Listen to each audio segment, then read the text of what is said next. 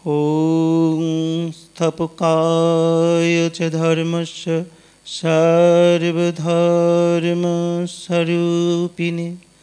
अवतार वरिष्ठाय रामकृष्णाय ते नमः। तव कथमृतं तप्तजीवनं कविभिरीडितं कल्मषापहं श्रवणमङ्गलं श्रीमद् आततं भुवि गृह्णन्ति जे भूरिदा जनाः। आज श्री श्री रामकृष्ण कथामृतेर श्री श्री रामकृष्ण कथामृतेर अनुध्यानेर चतुर्थ पर्व आज के एकटू ठाकुरेर कृपाय अनुध्यान करबार चेष्टा करब।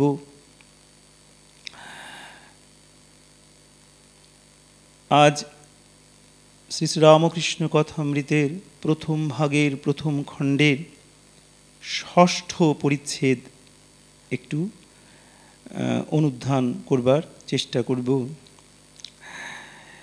कथामृतेर श्रीकृष्णेर जेमन गीता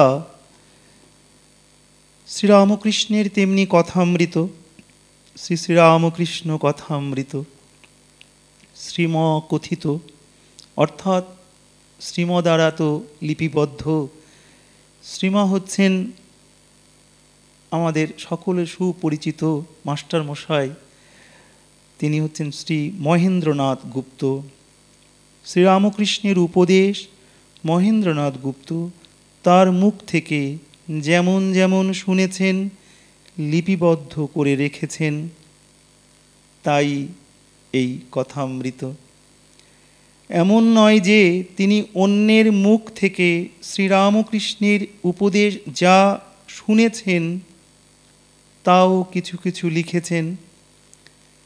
तिनी अन्येर निजे जे सब दिन उपस्थित छिलेन,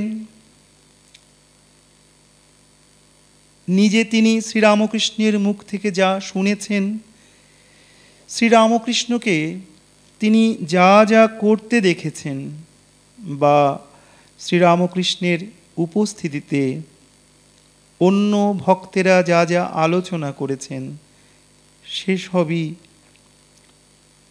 तिनी शुधु लिपिबद्ध करे रेखेछिलेन। तार किछुटा तिनी पुस्तक आकारे बेर करेछेन। ताई श्री श्री रामकृष्ण कथामृत श्रीम लिखेछेन, आमरा ताहार अर्थात श्रीरामकृष्णेर निजेर मुखे जाहा शुनियाछि ओ निजेर चक्षे जाहा देखियाछि से समस्तई कथामृतेर मध्य साजाइया देवा हइयाछे। कथामृत 5 खंडे सम्पूर्ण। तार काछे जेसब उपादान छिलो शोना जाय ताते आरो 5-6 खंड बेर करा जेत, किन्तु पंचम खंड बेर हওয়ার আগেই তিনি शरीर रक्षा करें। तबे पंचम खंडेर सब काज তিনি করে গেছিলেন, आंशिक ছাপাও দেখে গেছিলেন। শেষ দিন পর্যন্ত पंचम खंडेर प्रूफ देखेছেন। प्रूफ देखते देखतेई रात्रिबेला असुस्थ हये पड़ेन। परदिन सकाल बेला शरीर जाय। ताई पंचम खंडटाई शेष खंड, तारपर आर कोनो खंड बेर हयनि। मास्टारमशाई फलहारिणी कालिका पूजार परदिवस 1932 ख्रीष्टाब्देर 4 जून सकाले 6:30टार समय श्री गुरु पादपद्मे मिलित हन।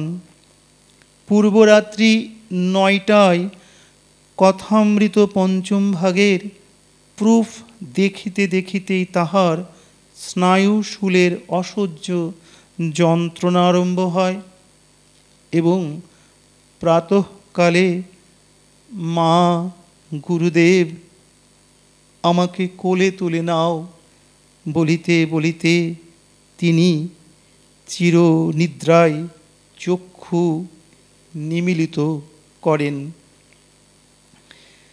শ্রীম সত্যি ভাগ্যবান, কারণ তিনি শ্রীরামকৃষ্ণের দৈবী ভাষা কথামৃতের পাতায় ধরে রাখার সুযোগ পেয়েছিলেন।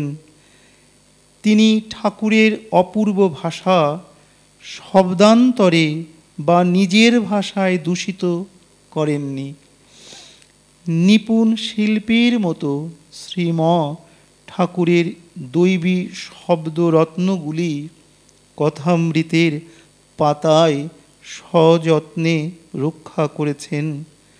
ডায়েরিতে ঠাকুরের কথাগুলির উপর ধ্যান করে তিনি বিভিন্ন ব্যক্তি ও ভক্তের সঙ্গে ঠাকুরের কথোপকথন সৃষ্টি করেছেন।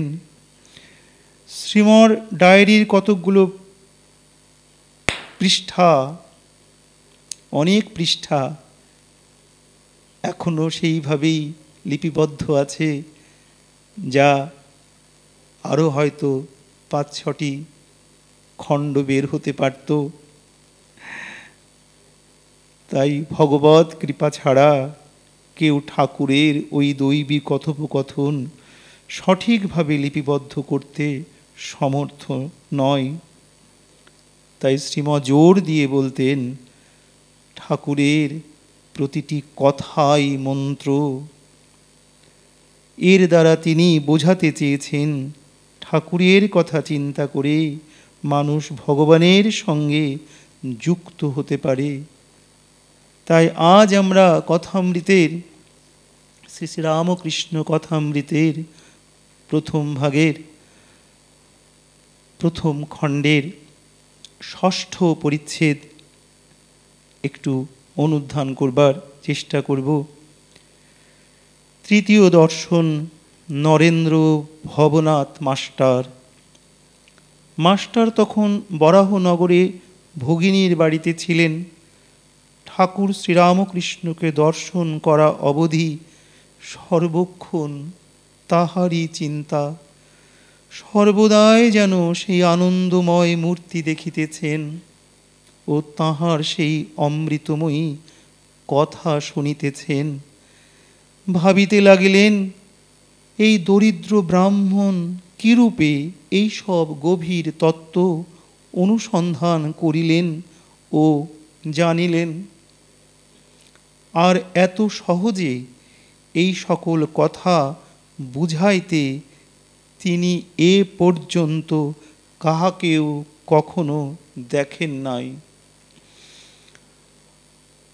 কখন তাহার কাছে যাইবেন ও আবার তাহাকে দর্শন করিবেন, এই কথা রাত্রদিন ভাবিতেছেন। দেখিতে দেখিতে রবিবার ৫ই মার্চ আসিয়া পড়িল। বরাহনগরের নেপালবাবুর সঙ্গে বেলা ৩টা-৪টের সময় তিনি দক্ষিণেশ্বরের বাগানে আসিয়া পৌঁছিলেন। দেখিলেন সেই পূর্ব পরিচিত ঘরের মধ্যে ঠাকুর শ্রীরামকৃষ্ণ ছোট তক্তপোষের উপর বসিয়া আছেন। ঘরে এক ঘর লোক। রবিবার অবসর হইয়াছে, তাই ভক্তেরা দর্শন করিতে আসিয়াছেন। এখনো মাস্টারের সঙ্গে কাহারও আলাপ হয় নাই। তিনি সভা মধ্যে এক পার্শ্বে আসন গ্রহণ করিলেন। দেখিলেন ভক্ত সঙ্গে সহাস্য বদনে ঠাকুর কথা কহিতেছেন। একটি ঊনবিংশতি বর্ষ বয়স্ক ছোকরাকে উদ্দেশ্য করিয়া ও তাহার দিকে তাকাইয়া ঠাকুর যেন কত আনন্দিত হইয়া অনেক কথা বলিতেছিলেন। ছেলেটির নাম নরেন্দ্র, কলেজে পড়েন, ও সাধারণ ব্রাহ্ম সমাজে যাতায়াত করেন। কথাগুলি তেজ পরিপূর্ণ, চক্ষু দুটি উজ্জ্বল, ভক্তের চেহারা। মাস্টার অনুমানে বুঝিলেন যে কথাটি বিষয়াসক্ত সংসারী ব্যক্তির সম্বন্ধে হইতেছিল। যারা কেবল ঈশ্বর ঈশ্বর করে, ধর্ম ধর্ম করে, তাদের ওই সকল ব্যক্তিরা নিন্দা করে। আর সংসারে কত দুষ্ট লোক আছে, তাদের সঙ্গে কিরূপ ব্যবহার করা উচিত, এসব কথা হইতেছে। শ্রীরামকৃষ্ণ নরেন্দ্রের প্রতি: নরেন্দ্র, তুই কি বলিস? সংসারী লোকেরা কত কি বলে, কিন্তু দেখ, হাতি যখন চলে যায়, পেছনে কত জানোয়ার কত রকম চিৎকার করে, কিন্তু হাতি ফিরেও চায় না। তোকে যদি কেউ নিন্দা করে, তুই কি মনে করবি? নরেন্দ্র: আমি মনে করব কুকুর ঘেউ ঘেউ করছে। শ্রীরামকৃষ্ণ সহাস্যে: না রে, অত দূর নয়। সকলের হাস্য। ঈশ্বর সর্বভূতে আছেন, তবে ভালো লোকের সঙ্গে মাখামাখি চলে, মন্দ লোকের কাছ থেকে তফাৎ থাকতে হয়। তাই ঠাকুর সহাস্যে নরেনকে বলছেন, না রে, অত দূর নয়। ঈশ্বর সর্বভূতে আছেন, তবে ভালো লোকের সঙ্গে মাখামাখি চলে, মন্দ লোকের কাছ থেকে তফাৎ থাকতে হয়। বাঘের ভিতরও নারায়ণ আছেন, তা বলে বাঘকে আলিঙ্গন করা চলে না। সকলের হাস্য। যদি বলো বাঘ তো নারায়ণ, তবে কেন পালাবো? তার উত্তর, যারা বলছে পালিয়ে এসো, তারাও নারায়ণ, তাদের কথা কেন না শুনি? একটি গল্প শোনো। কোনো এক বনে একটি সাধু থাকেন, তার অনেকগুলি শিষ্য। তিনি একদিন শিষ্যদের হোমের জন্য কাঠ আনতে বনে গেছিল। এমন সময়ে একটি রব উঠল, কে কোথায় আছো পালাও, একটা পাগলা হাতি যাচ্ছে। সবাই পালিয়ে গেল, কিন্তু শিষ্য পালালো না। সে জানে যে হাতিও যে নারায়ণ, তবে কেন পালাবো, এই বলে দাঁড়িয়ে রইল। নমস্কার করে স্তুতি করতে লাগলো। এদিকে মাহুত চেঁচিয়ে বলছে, পালাও পালাও। শিষ্যটি তবুও নড়ল না। শেষে হাতিটা সুরে করে তুলে নিয়ে তাকে একাধারে ছুঁড়ে ফেলে দিয়ে চলে গেল। শিষ্য ক্ষতবিক্ষত হয়ে ও অচৈতন্য হয়ে পড়ে রইল। এই সংবাদ পেয়ে গুরু ও অন্যান্য শিষ্যরা তাকে আশ্রমে ধরাধরি করে নিয়ে গেল আর ঔষধ দিতে লাগলো। খানিকক্ষণ পরে চেতনা হলে ওকে কেউ জিজ্ঞাসা করলে, তুমি কেন হাতি আসছে শুনে চলে গেলে না? সে বললে, গুরুদেব যে আমায় বলে দিয়েছিলেন যে নারায়ণই মানুষ জীব জন্তু সব হয়েছেন, অর্থাৎ নারায়ণই মানুষ জীব জন্তু সব হয়েছেন, তাই আমি হাতি নারায়ণ আসছে দেখে সেখান থেকে সরে যায় নাই। গুরু তখন বললেন, বাবা, হাতি নারায়ণ আসছিলেন বটে, তা সত্য, কিন্তু বাবা, মাহুত নারায়ণ তো তোমায় বারণ করেছিলেন। যদি সবই নারায়ণ, তবে তার কথা বিশ্বাস করলে না কেন? মাহুত নারায়ণের কথাও শুনতে হয়। সকলের হাস্য। শাস্ত্রে আছে আপো নারায়ণ, জল নারায়ণ, কিন্তু কোনো জল ঠাকুর সেবায় চলে, আবার কোনো জলে আঁচানো, বাসন মাজা, কাপড় কাচা কেবল চলে। কিন্তু খাওয়া বা ঠাকুর সেবা চলে না। তেমনি সাধু অসাধু, ভক্ত অভক্ত সকলেরই হৃদয়ে নারায়ণ আছেন, কিন্তু অসাধু অভক্ত দুষ্ট লোকের সঙ্গে ব্যবহার চলে না, মাখামাখি চলে না। কারো সঙ্গে কেবল মুখের আলাপ পর্যন্ত চলে, আবার কারো সঙ্গে তাও চলে না। ওইরূপ লোকের কাছ থেকে তফাতে থাকতে হয়। একজন ভক্ত, মহাশয়, যদি দুষ্টু লোকে অনিষ্ট করতে আসে বা অনিষ্ট করে, তাহলে কি চুপ করে থাকা উচিত? গৃহস্থ ও তমগুণ। শ্রীরামকৃষ্ণ বলছেন, লোকের সঙ্গে বাস করতে গেলেই দুষ্ট লোকের হাত থেকে আপনাকে রক্ষা করবার জন্য একটু তমগুণ দেখানো দরকার, কিন্তু সে অনিষ্ট করবে বলে উল্টে তার অনিষ্ট করা উচিত নয়। ঠাকুর গল্প বলছেন, এক মাঠে এক রাখাল গরু চড়াতো। সেই মাঠে একটা ভয়ানক বিষাক্ত সাপ ছিল। সকলেই সেই সাপের ভয়ে অত্যন্ত সাবধানে থাকত। একদিন একটি ব্রহ্মচারী সেই মাঠের পথ দিয়ে আসছিল। রাখালেরা দৌড়ে এসে বললে, ঠাকুর মহাশয়, ওদিক দিয়ে যাবেন না, ওদিকে একটা ভয়ানক বিষাক্ত সাপ আছে। ব্রহ্মচারী বললে, বাবা, তা হোক, আমার তাতে ভয় নাই, আমি মন্ত্র জানি। এই কথা বলে ব্রহ্মচারী সেই দিকে চলে গেল। রাখালেরা ভয়ে কেউ সঙ্গে গেল না। এদিকে সাপটা ফনা তুলে দৌড়ে আসছে, কিন্তু কাছে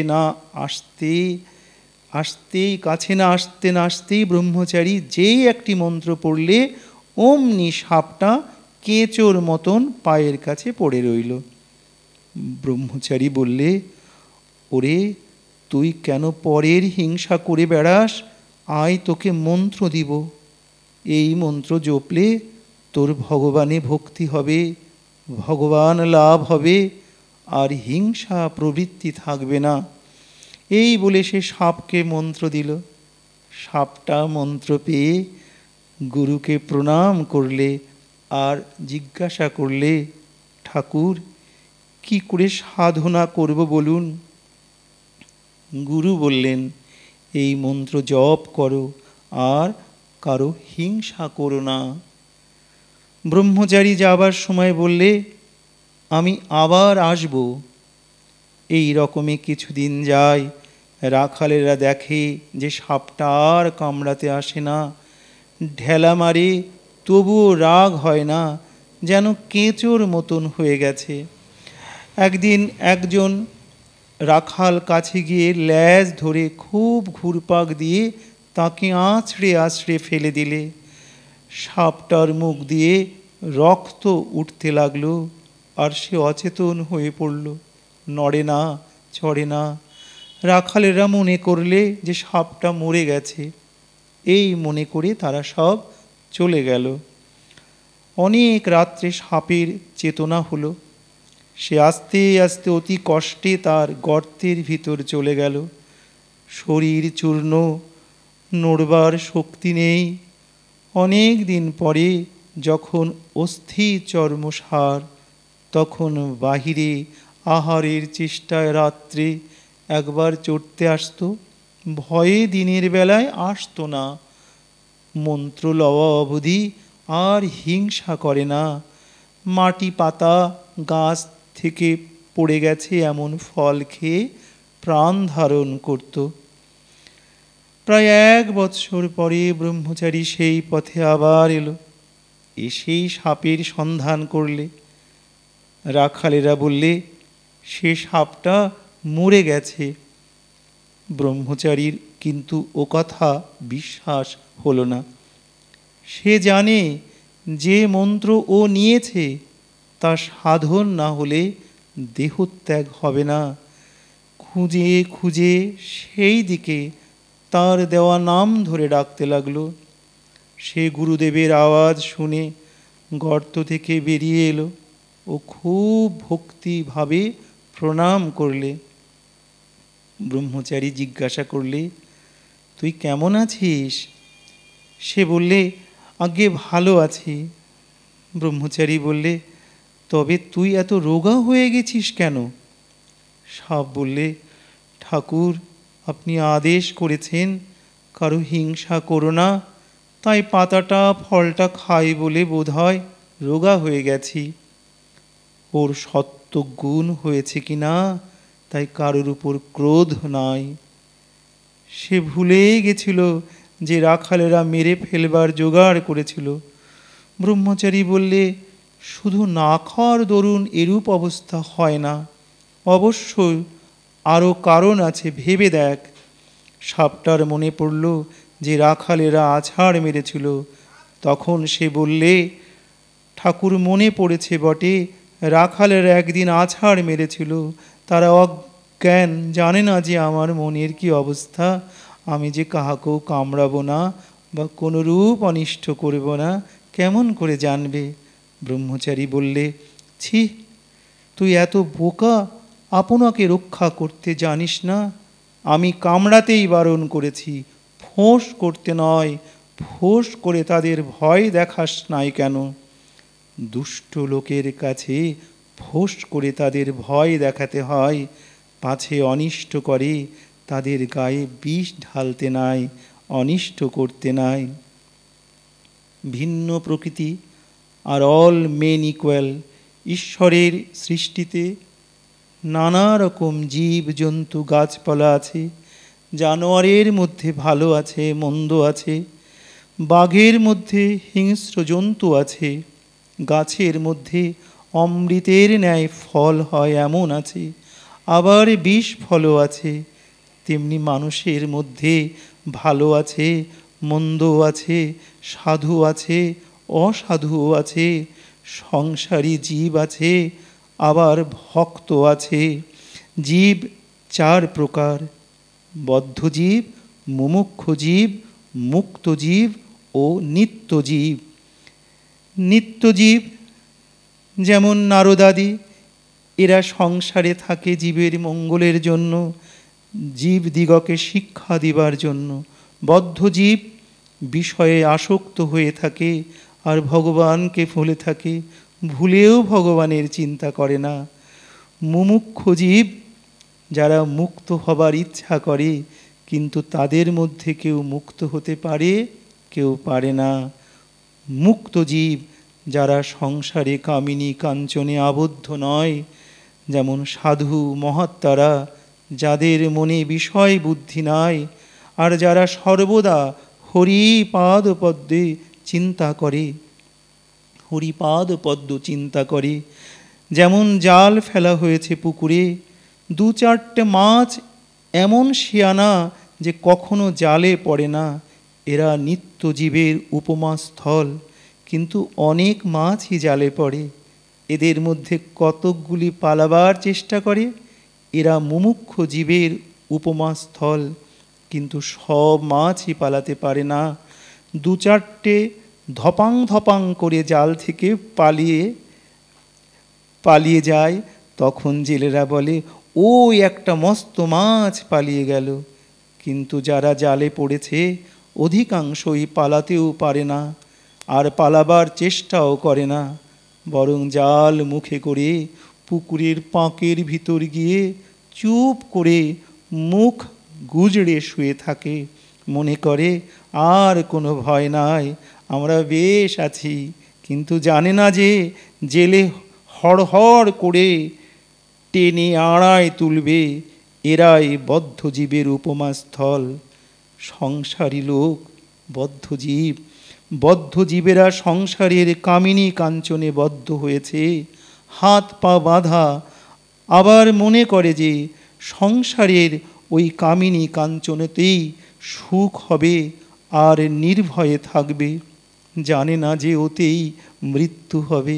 বদ্ধ জীব যখন মরে, তার পরিবার বলে, তুমি তো চললে, আমার কি করে গেলে? আবার এমনই মায়া যে প্রদীপটাতে বেশি সলতে জ্বললে বদ্ধজীব বলে তেল পুড়ে যাবে, সলতে কমিয়ে দাও। এদিকে মৃত্যু শয্যায় শুয়ে রয়েছে। বদ্ধজীবেরা ঈশ্বর চিন্তা করে না। যদি অবসর হয় তাহলে হয় আবোল তাবোল ফালতু গল্প করে, নয় মিছে কাজ করে। জিজ্ঞাসা করলে বলে আমি চুপ করে থাকতে পারি না, তাই বেড়া বাঁধছি। হয়তো সময় কাটে না দেখে তাস খেলতে আরম্ভ করে। সকলে স্তব্ধ। আজ ষষ্ঠ পরিচ্ছেদ এখানে শেষ হলো। আবার পরবর্তী দিন পরের পর্বটা অনুধ্যান করব। আজ শেষ করছি। ওং নিরঞ্জনং নিত্যমনন্তরূপং ভক্তানুকম্পাধৃত বিগ্রহং বৈ ঋষভতারং পরমেশমিঢ্ঢং তাং রামকৃষ্ণং শিরসা নমামি।